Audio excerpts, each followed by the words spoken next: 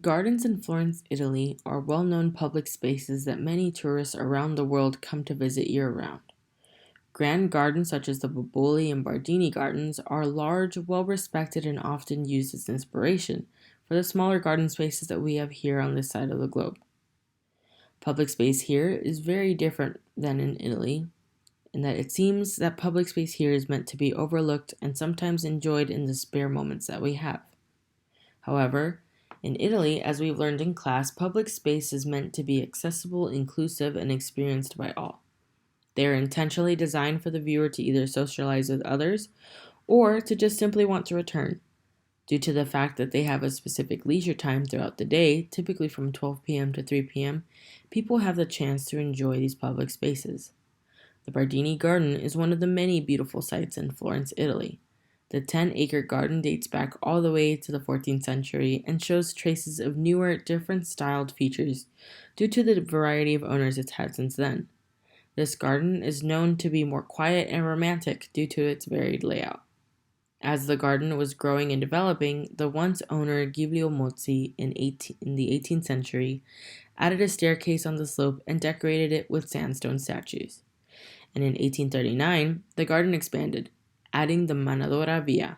Around 1650, Gerardo Silvani was hired to design and build the Via Manadora, now popularly known as the Via Bardini, on behalf of Francesco Mondori.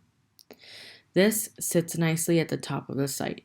When the expansion was added, an English/Chinese style garden, a pond, a waterfall, and a fountain also came along. The estate was a symbol of beauty, class, and pride in Florence. Throughout history, the ownership of this land was a symbol of monetary success. Unfortunately, the owners of the garden in the late 1800s, the Mozzis, sold to Carloth von Buthen due to financial struggles. This change in owner led to the addition of Victorian elements. Lastly, in 1913, the estate was then in the hands of Stefano Bardini. After the death of his son, the garden was restored and preserved and opened to the public in the early 2000s. Another example of a grand garden in Italy is the iconic 111-acre Boboli garden. Just to put the size into perspective, this is as big as 84 football fields or 34 baseball fields. Now known as a historical park and green lung of Florence, the Boboli Garden was one of the first and most significant gardens in Italy. In 1549, Niccolo Pericoli, also known as Tribolo, designed the famous estate using symmetry and geometry in order to place trees, hedges, and fountains in the best way possible. This way, he could achieve an inviting, beautiful, and royal aesthetic. Rare and wild plants were specifically chosen and placed along the carefully designed fountains.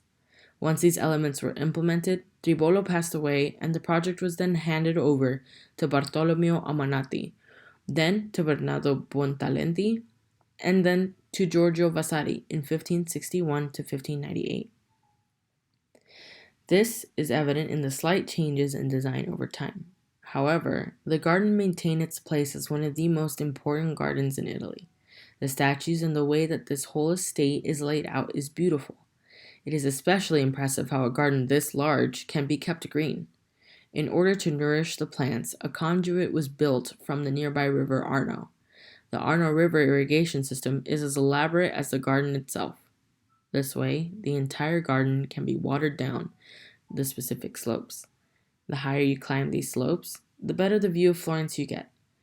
This was very intentional since this difference in elevation speaks to the difference in class the family was. The more land and the higher the land, the more money and more power you had. However, it is not an intimidating type of height. It is a well-embedded design that blurs into the natural landscape, maintaining a natural beauty that was achieved by generations of designers.